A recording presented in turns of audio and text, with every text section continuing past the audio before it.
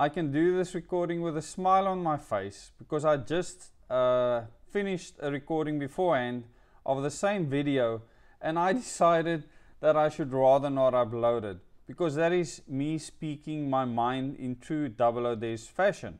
But I realize that when you want to teach someone something, that the approach needs to be in such a way that people could actually benefit from it.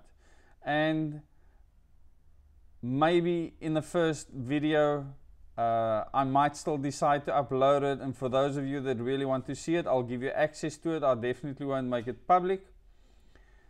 But in this video, or even the previous video that I made, I discussed the topic of false narratives or false science. A lot of people call it fake news. It's called many different things.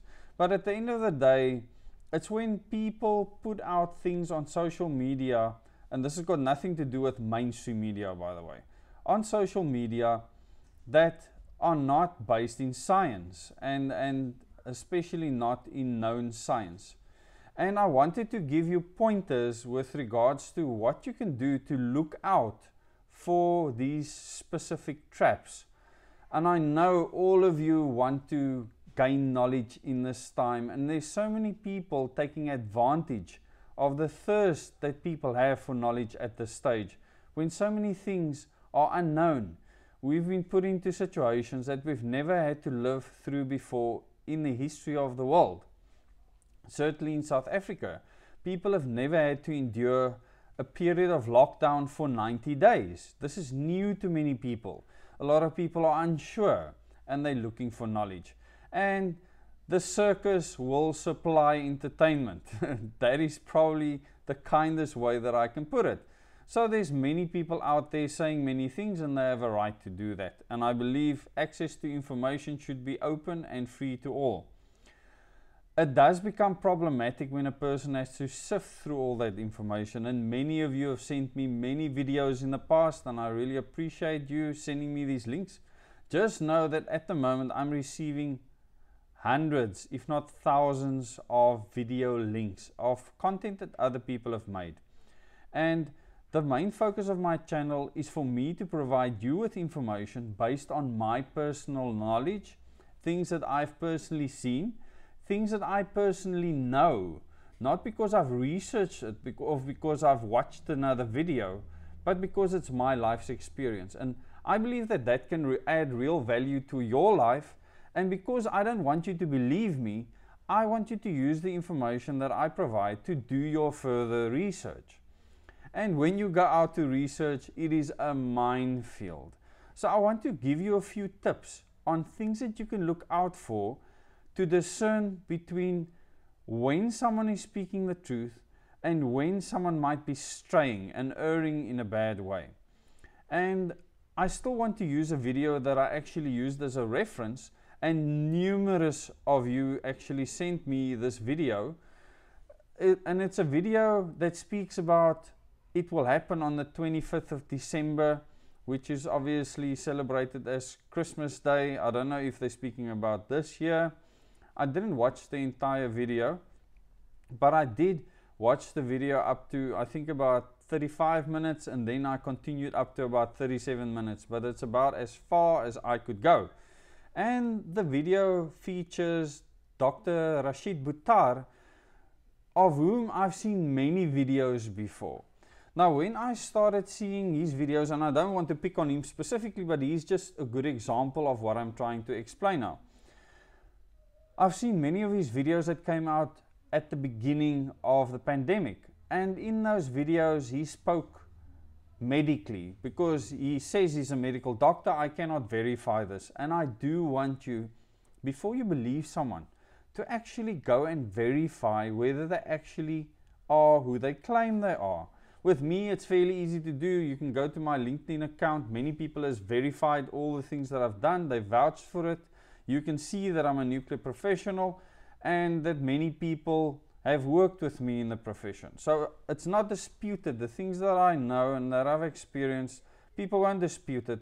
No one has disputed up until now, and no one will dispute it in future, because I'm not going to bring things to you that I cannot vouch for and that I don't have personal experience in. Because I need to face you in future when I actually go around the country and when I'll be speaking to you in very close-knit settings where you can ask me questions and you can scrutinize what I say and you can try and get as much information out of me as you can for your own benefit. And that is what this channel is about. And me going around the country will be a continuation of that. So this is an information channel. Unfortunately, many people, and especially on a platform such as YouTube, can generate a lot of income with fake news, especially if you generate a lot of viewership. And on YouTube, there's many people that have claimed to be doctors, that have made statements that have turned out to be false. But they've had millions of views, hundreds of thousands of shares, and probably made a small fortune within that time, and now they have vanished. It's like a one-hit wonder in a band or with an artist that come up with this one hit that goes to #1 and you never hear of them again. And this is really sad because the damage is already done when all that information is spread and there's nothing to back it up. There's no person to back it up anymore. It seemed sensational at the time, and this is what these people are really good at. And often the people that are New World Order strategists employ these strategies to distract us from the truth. They'll put out 90% truth and 10% that is false. But that 10% ends up invalidating the entire argument. And when other people in the know look at the information, they say, oh no, it's fake news because of one or two things, when there's many underlying things that might still be true. So the point is to you, when a person is in an interview and they battle to look at the person interviewing them, or they battle to look at you, the subscribers, then you can know that there is something wrong. That person is uncomfortable with what they're speaking about. And in this specific interview with Dr. Rashid Buttar, at about 35 minutes, he starts speaking about things that is absolutely shocking and that he is clearly not an expert on. And he goes outside of medicine and what he claims to be his field, which is to be a doctor. And he starts speaking about things around frequency, sound waves, micro dust chips that can go into your body and that can control you and influence you. And it is clear that he is out of his depth. He's not only out of his depth, it sounds like he is gargling gibberish. And it's actually quite sad because I enjoy to watch some of the videos and interviews that he did before. And after seeing this, to me, he has now become someone that is pointless for me to watch. Now, there's a difference between differing from someone's opinion and political viewpoints and religion and various other things, and even cultural beliefs, to actually speaking about science, which is a very, very much a set thing. And in science, if you want to actually promote what you believe, and in science it's important to know that there's many different things that can be understood. But any good scientist can convince other scientists of the truth they believe in. If you're not a good scientist, you will not be able to convince people. And I don't think there's a conspiracy theory big enough to say that the entire world scientists won't believe you. There's no such thing. You cannot convince me of that. So you can't be the lone person that is right.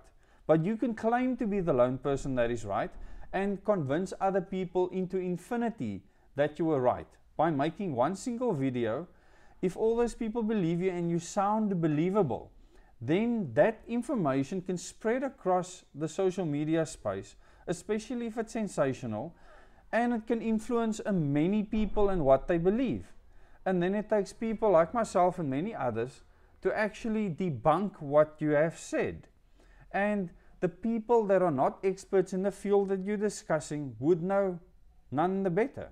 It would be the same as me talking about ice sculpturing. Now, I'm not an expert in making ice sculptures. I don't know how long an ice sculpture is going to last in certain temperatures. I've never experimented with it. So I would speak to someone that's done it before because I would expect that they would have a lot more information on that specific topic. just to use a simple example. Now, to explain one simple concept, besides someone looking you in the eye or just starting to ramble on about something that they're clearly not an expert on, is the size of the globe and what it'll take to influence the entire globe. So if you look at the Earth, go and get a globe that you would use in school and find where you live. Look at that little spot and see that spot in relation to the entire globe and think for yourself what amount of energy it'll take to influence all of that. The other thing that I want you to think is a little satellite, a dinky toy satellite put up into orbit at that distance. What energy it'll take for that little satellite to influence the entire globe, even if you put thousands of them up there. Think of the concept of space and distance. Think of the concept of a little piece of microchip. Call it dust, as he called it. That little piece of small microchip, which is smaller than a millimeter, and they've been made since the 80s already. Okay? We don't have the technology to make that walk around in your body or influence your body or anything like that. If you want to say that you can be tracked by that, that little microchip can only give off a number. It doesn't have an energy source within it. So it cannot drive itself and send out a signal. You need to bring it to within range of a scanner to be able to scan it to get that number from it. Now if you sprinkle this dust all over the sky, it'll just randomly fall wherever. Now what number falls where and who inhales what? And how does that help you to track anything? You see, none of this makes sense when you start thinking about it scientifically. Also, if you think about a little satellite influencing the entire Earth and creating earthquakes, I have to explain to you that I actually was responsible for running nuclear reactors, and the reactors at Koeberg, they generate 2,775 megawatts. Megawatts thermal, it's nuclear energy. We can't put that out on the grid because the process of extracting that energy leaves us with 30% of that power left. So we only generate about 930 to 940 megawatts onto the national grid. But I have a feel for how much power that is, because I have felt the power of equipment when you synchronize it, when you start a pump. We have 5 megawatt generators at Koeberg. In fact, we have 5 megawatt generators.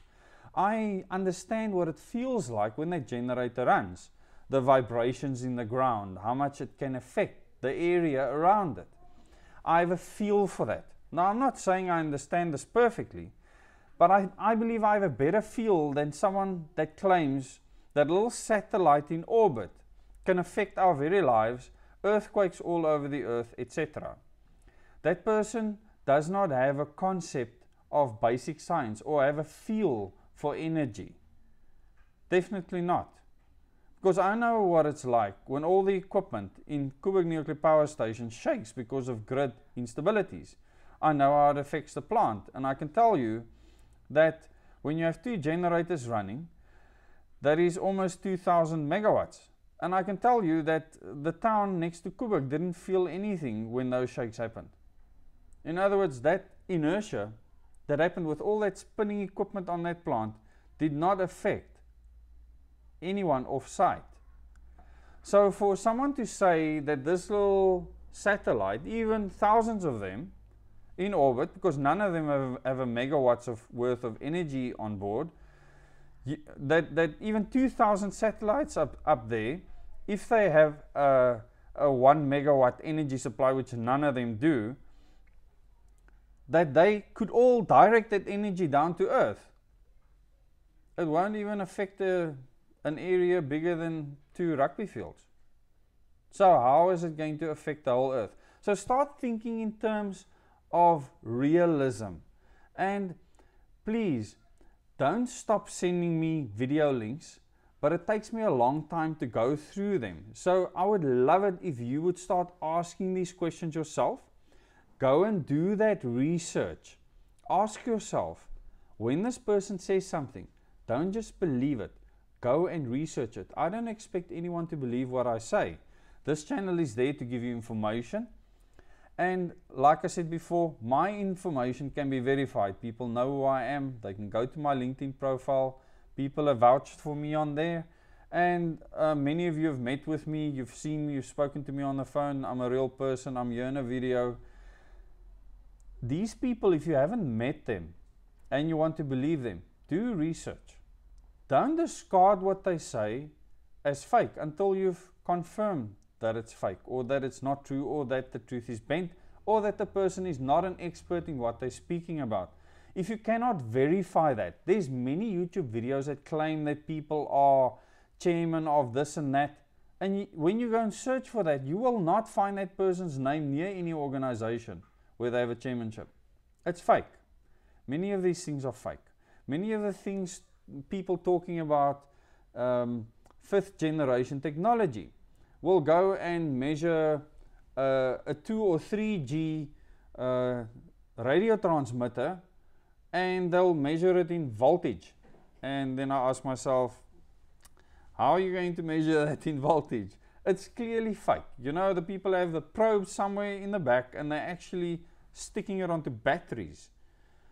So there's a lot of fakery happening. People make a lot of money out of this, and it's very sad that that happens. Just be aware that there are ways for you to actually yourself discern and do your own research. I'm not saying that you don't have to trust me. I'm saying trust me because you've researched what I've said. If that makes sense. Go and check that I'm real.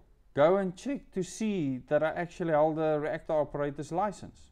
Go and check to see whatever you need to verify about me. This is what any rational person would do. And I believe when you have that validity, people can communicate with you and you can validate yourself. So I hope that you can really enjoy sifting through the information on the internet, using some of the tips that I've given you. Go and do some of your own research. It is really nice to be able to validate certain things, and you'll feel more comfortable about the information you have. I really want you to own that information, and it's empowering. And the most important thing is, once the information is yours, you can share it with other people. And that is literally what we need in this country right now and around the world, for you to share your knowledge with others.